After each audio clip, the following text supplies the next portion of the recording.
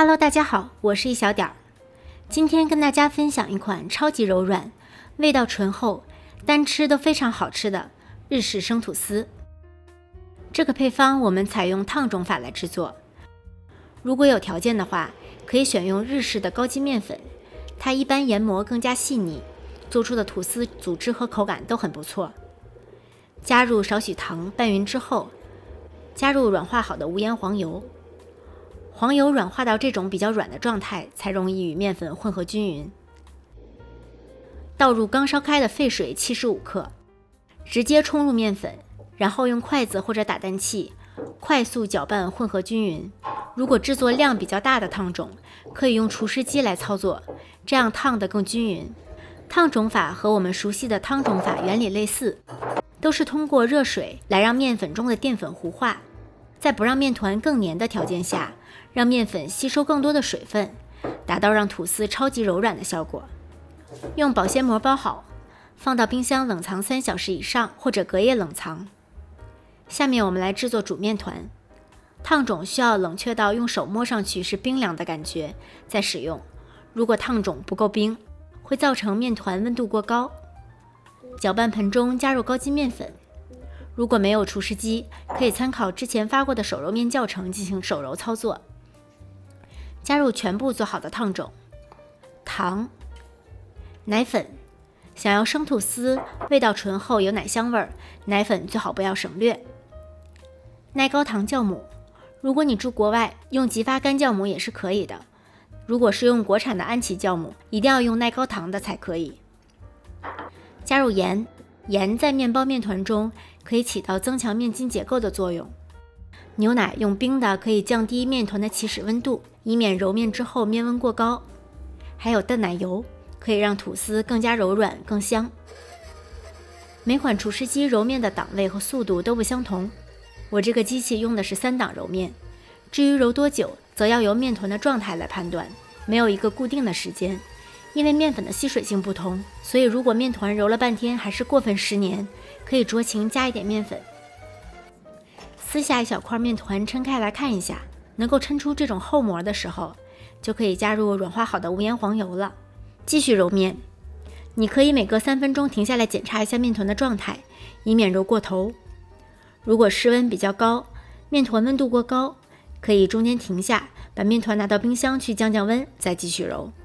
我们要把面团揉到这种能够拉出不易破裂、透光的薄膜，捅破薄膜，破洞的边缘是非常光滑的，这就是我们常说的手套膜了，也叫做完全扩展阶段。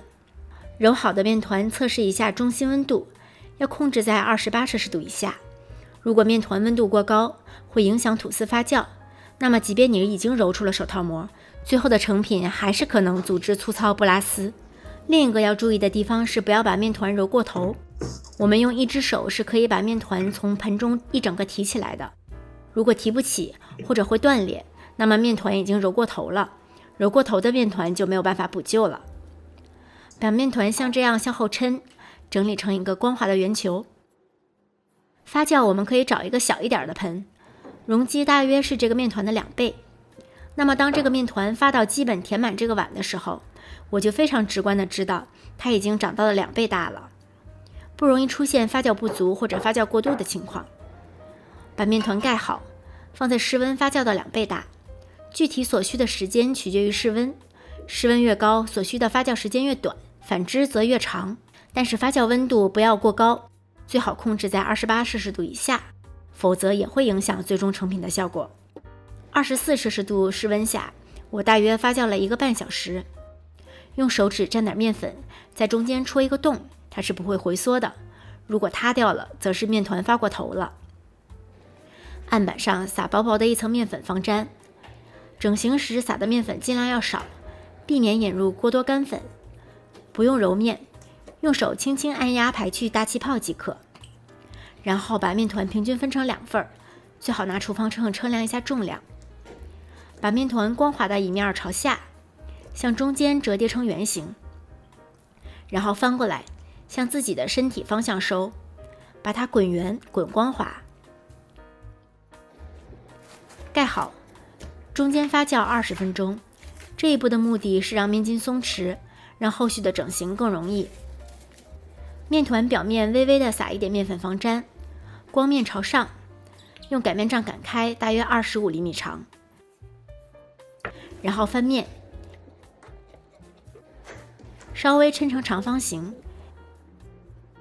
再稍微擀一下，底边捏薄，从上到下卷起来，接口处捏合一下，盖好，再次松弛15分钟。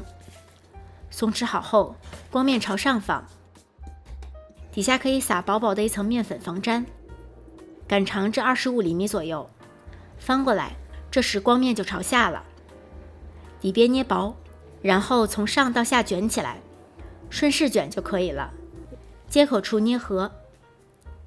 经过2次擀卷的吐司，组织更加均匀细腻。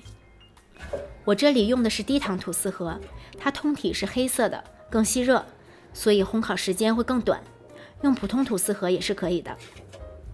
把吐司放进去，我一般会注意一下卷的方向，让它们保持一致，这样发酵更均匀，成品更好看。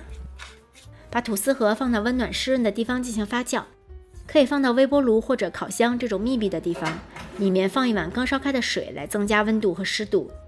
最后发酵的最适宜温度是36到38摄氏度，湿度在80%左右。如果温度过低，发酵时间就会比较长，而湿度不够，表面则会干掉。在面包快发好之前，提前20分钟左右预热烤箱，根据吐司盒类型，参考屏幕上的温度进行预热。当吐司最高点距离吐司盒边缘还有5毫米左右的时候就可以了。盖上盖子，放在提前预热好的烤箱中央。具体放在哪一层，根据自己的烤箱进行选择，只要吐司处于烤箱的中心位置就可以了。参考屏幕上的温度和时间，不同吐司盒温度和时间会不同，具体时间和温度还要根据自己的烤箱来进行调整。吐司出炉后，在桌子上震2下，震出里面的热气，然后转移到网架上，正面朝上晾凉即可。晾凉的过程也是吐司制作的一部分，必不可少。晾凉之后，表面和两边都会出现皱皮和些许凹陷，这都是正常的，因为它实在太软了。它之所以叫做生吐司，就是因为它什么也不用搭配，单独吃就已经非常好吃了。嚼在嘴里，细细品味它醇厚的奶香味儿，还有麦香味儿。生吐司因为特别软，其实不太适合切片，直接手撕就可以了。如果你要切片的话，需要把它冻硬，再用一把好用的面包刀来切，才能切出漂亮的切面哦。谢谢大家的收看，如果你喜欢这个视频，请不要忘记帮它投币、点赞、转发、收藏，同时不要忘记关注我的频道哦。我是一小点儿，我们下期再见。